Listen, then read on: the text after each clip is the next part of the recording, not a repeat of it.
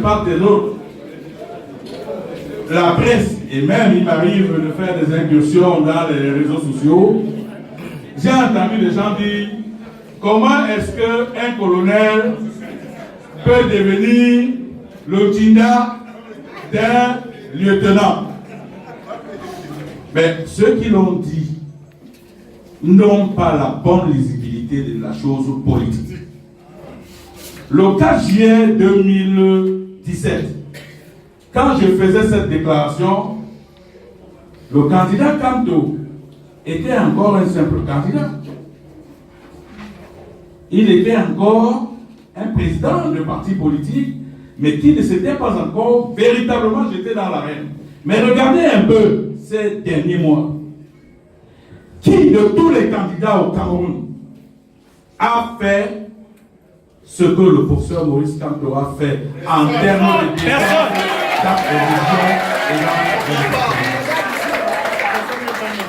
Mais, monsieur et dames, même dans l'armée, l'effort se paye.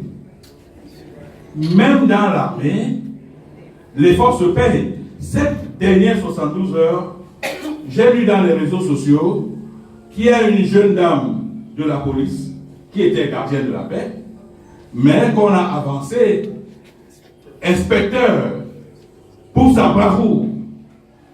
Le professeur Kamto a dépassé la bravoure. Il a cessé d'être lieutenant. Aujourd'hui, il est colonel. Je suis venu dire au professeur Kamto une chose. C'est qu'au soir du 7, il passera général.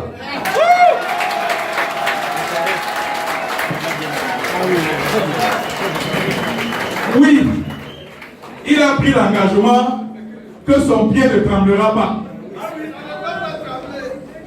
Professeur Kamto, colonel Kamto, candidat Kamto, nous serons à vos côtés et vos pieds ne trembleront pas. Soyez rassurés. Moi, je suis un ancien de la politique. J'ai battu campagne pour le RDPC. J'ai même été chef des campagnes RDPC. Je maîtrise le RDPC. Je maîtrise son vol. Je maîtrise ses tricheries. Nous allons les traquer dans tous les coins de la République du Cameroun. Le RDPC ne trichera nulle part. Si je viens avec vous aujourd'hui, c'est d'abord pour boucher cette tricherie du RDPC. Parce que croyez-moi, pour ceux qui n'en savent pas grand-chose, le RDPC c'est un parti de tricheurs.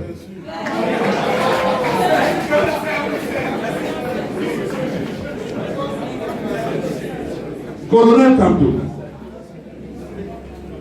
nous voici ici aujourd'hui. Je suis venu vous dire notre reconnaissance pour le travail que vous abattez depuis plusieurs mois.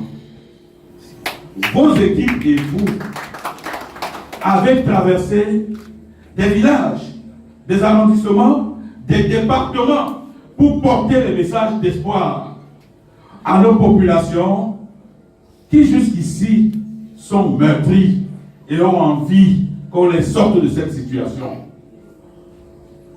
Professeur Kamto, colonel Kamto, vous les sortirez de cette situation de fait. Je porterai personnellement le message.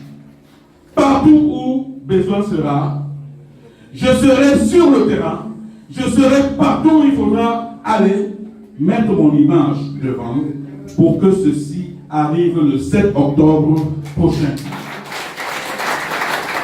Mes militants et moi-même, tous les membres de mon bureau politique sont ici. Il n'y a pas un seul absent. Tous sont là, il n'y a pas un seul absent. Nous sommes venus vous dire notre engagement à travailler pour que cet homme de 85 ans quitte la scène. Et il n'a pas voulu la quitter de manière honorable. Nous lui montrerons le 7 qu'il doit quitter cette scène-là. Et nous le pousserons dehors. Mais quel colonel aurais-je été de voir, par solidarité, mon collègue colonel, tout proche du but, alors qu'il vient de causer un pénalty, il veut le tirer. Quel colonel, je pose cette question, aurais-je été de le laisser sans descendre dans l'arène? Je suis descendu dans l'arène parce qu'il faut protéger le pénalty du collègue Kanto. Il faut protéger ce pénalty. Et il faut d'ailleurs le protéger parce que je vois les gens de 85 ans sillonner autour de lui pour lui faire le mauvais garde. Je n'aurais jamais laissé ça. C'est pour ça que je suis descendu dans l'arène. Contrairement donc à ceux qui disent